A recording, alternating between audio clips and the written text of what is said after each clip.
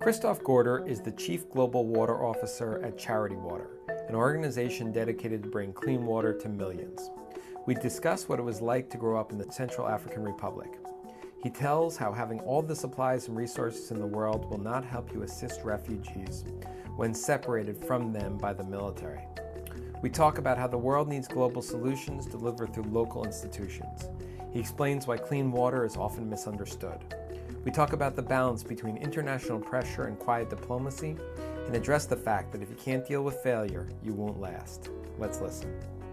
So we're here again talking about failures from the field, and the discussion we want to have is to move past some of the success stories in our field. We often hear about the impact and the incredible things going on in the world and the inspiring stories of people who are trying to make change through social entrepreneurship and through social development. And there's often a lot of pressure on groups to put out those incredible success stories and get right to the impact they're having on the world. And that is excellent, and it can teach us a lot about how change can be made. But in this podcast, we try to explore some of the journey to get there, some of the stories that might be informative of the hard times that may have taught us the most. And today I'm with Christoph Gorder, the Chief Water Officer for Charity Water. And Christoph, thank you for joining me. Great, it's great to be here. So I just want to start off by asking you if you could articulate basically your personal mission statement, what change you would love to see in the world through your work. Well, thanks for having me. I guess my personal mission statement is sort of simple. I want to see a world where every kid in the world grows up with the kind of possibilities that I had as an American kid, and that means healthcare, that means education, that means security, that means development, and my ability to have and grow my own family. And that's just not the case for actually, the majority of the world's population in many cases.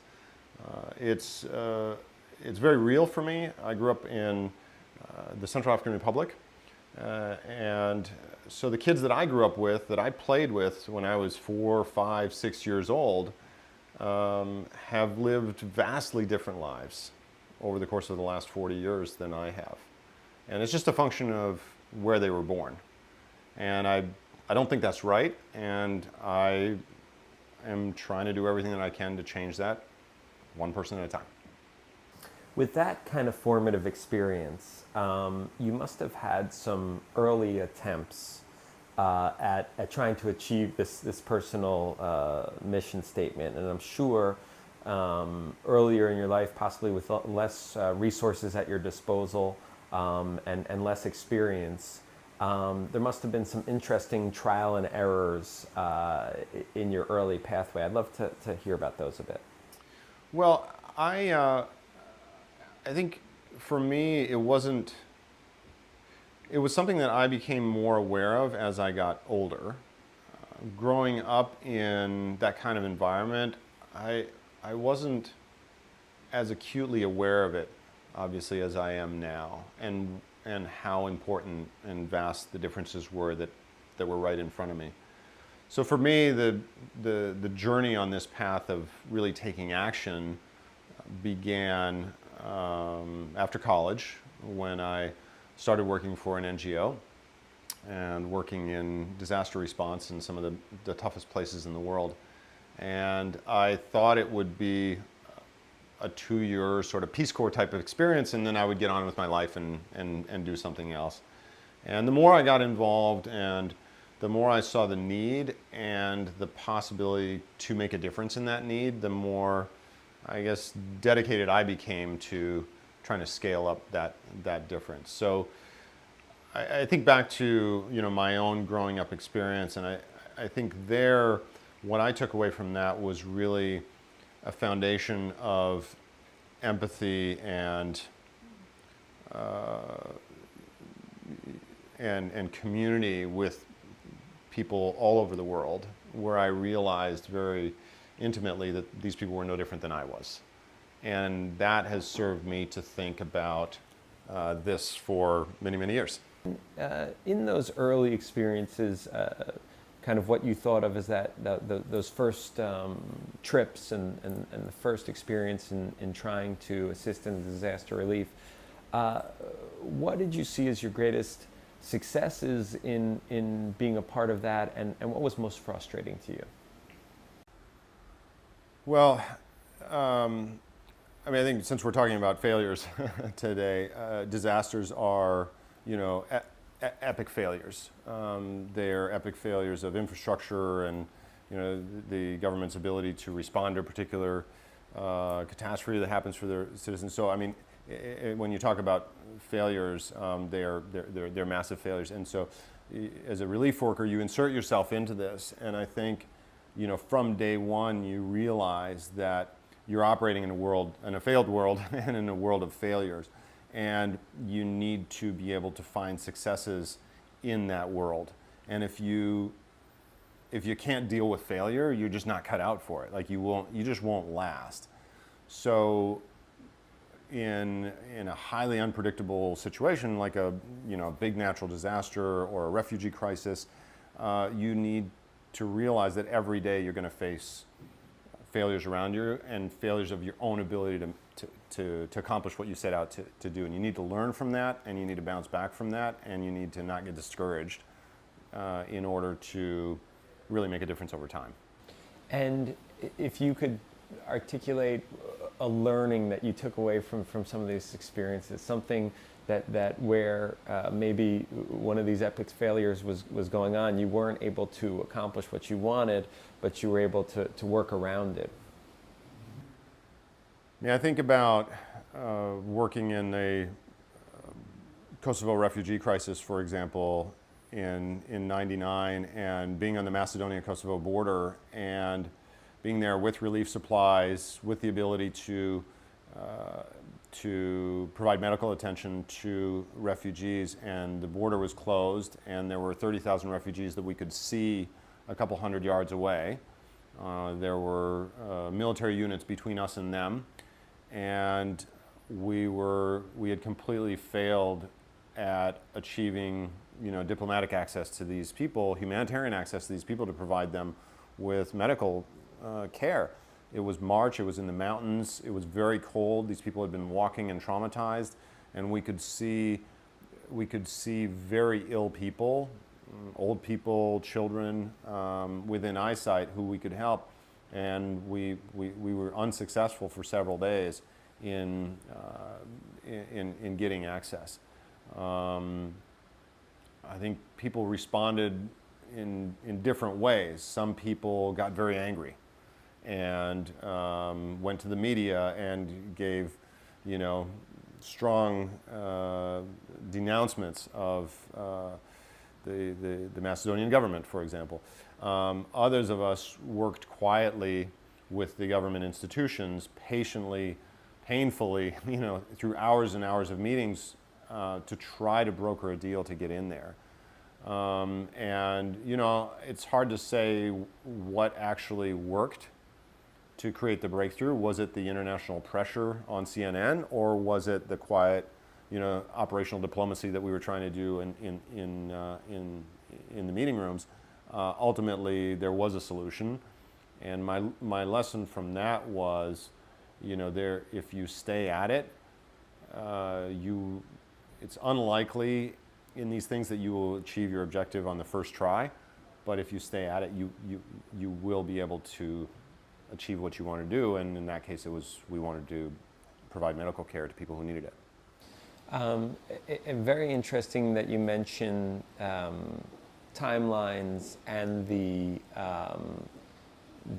timelines for success of different goals. As we sit here shortly after the Sustainable Development Goals have been approved, what do you think about the general philanthropy community, development community's view on timelines for change? Are we giving ourselves enough time? Are we being honest about how long it's going to take based on what you were articulating about how we must be patient? Look, I think it's a hard question. I mean, the right answer to that question is like, we should have done this yesterday. It's unacceptable that 663 million people today don't have access to clean water. I mean, it's that millions of people die from preventable diseases every year around the world. That kids don't have education. I mean, these are great injustices in front of us, and so it's hard to reconcile the urgency with which we can, with which we should be addressing these things, and the reality of how difficult and long and costly change takes. So, I mean, I think for the development goals, it's great that the international community has come together on such an ambitious and long-term plan. I mean, to be thinking 15 years out is really ambitious in the concrete ways that we're thinking about it. Very few things in life are planned that far out. If you look at the world's major corporations, they'll have a 5-year strategy. If you look at funding cycles, it'll be three-year funding cycles. So, to really think about a path that we want to be on and where we want to be 15 years from now is a major and important framework for all of us. But it's going to take time. Charity Water is a very well-respected organization, an organization that is well known and has had so many great successes. You've joined somewhat recently, and I'm interested, when you first joined, what is it that you saw that you wanted to change? What effect did you want to have on this organization coming in? So when I joined Charity Water, we had grown very quickly as an organization. It's a young organization. We've had a lot of support, and we were growing very quickly. And growth brings with it all sorts of challenges. Our mission is to provide clean water and sanitation to people around the world who need it, and it's a very, very complex problem to address. And what I wanted to change when I came here was primarily to put in place. I wanted to change our ability to scale up. So one of the big problems with the humanitarian aid world so far is that the scale has been fairly small. We see a lot of great work out there, but it's small, it's local, it's individual to one country or one city or one community. And we were looking at this, trying to think of a global system where we could be supporting projects touching millions of people every year. And it wasn't clear how we would actually accomplish that. How do you actually find and vet and deliver on that massive scale of operations every year? So, one of the key challenges when I came in was to think about and design the system that would be able to do that effectively, so that we wouldn't be just stuck as one more organization that was doing great work but small work. The world needs big solutions that come and are delivered with very high quality. And so that was one of the challenges that I spent a lot of time thinking about at the beginning. Sure. And if you could put out there one key fact or understanding of that would counteract kind of the biggest misunderstanding that people out there have about clean water and the delivery of clean water, what do you think is most misunderstood, either about the general issue, about Charity Water's mission? Is there something that you could put out there that would help educate? Well, I mean, delivering clean water and delivering clean water in a sustainable way, where the water is actually going to continue to flow for many years and provide the public health benefits that we expect it to provide, it involves a complex set of stakeholders on the ground. Local governments, local communities. It involves behavior shift at the community level in terms of how they think about sanitation, for example. The big public health benefits of clean water don't necessarily come from the clean water itself, but from the sanitation. So as a simple example, I could give you all the clean water that you want, but if you don't wash your hands after you go to the bathroom, you're going to get sick.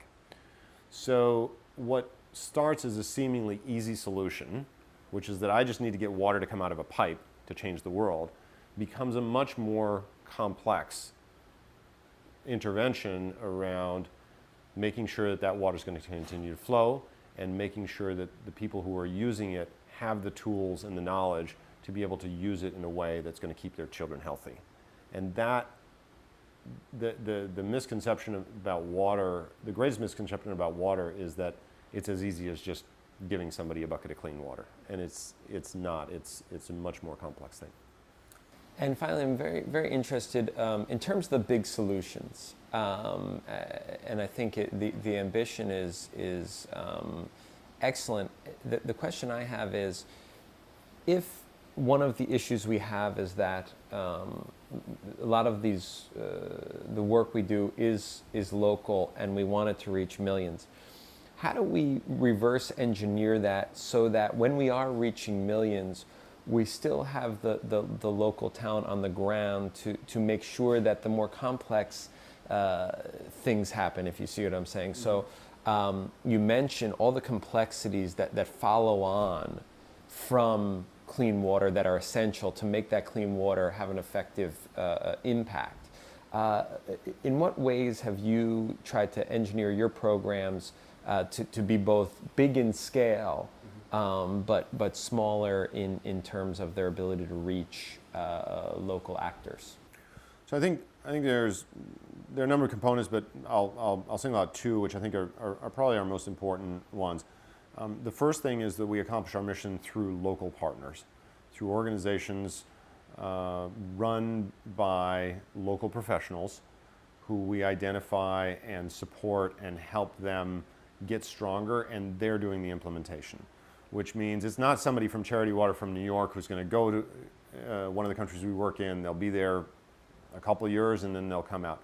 These are institutions that have been there for a long time and that will be there for a long time, understand their context, and will be part of the development story of their country.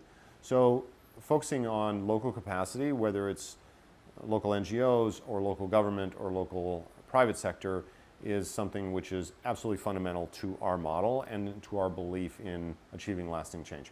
The second thing I would say is that we have really shifted our sights from achieving short-term results to achieving long-term results. And that's posed a fundamental shift in our programming from to launch a whole new program which we've called Pipeline, which is designed to keep water flowing and enhance sustainability for many years after a project is completed. And this is where, I think the industry has fallen short in many ways, is to declare victory before victory was truly achieved. We're going to declare victory when we're able to say all of the communities that we set out to help have water flowing, and we are able to prove that year in and year out. And that may be a 15 to 20 year process. And that shift in our sort of expectation of how long this race is going to be, that it's not a 5K, it's a marathon, has really, I think, changed our focus and is really exciting to us, but it's daunting. It's different to run a 5K than to run a marathon. Well, Christoph, thank you so much. This was awesome. I really appreciate your time. Great. Thank you so much.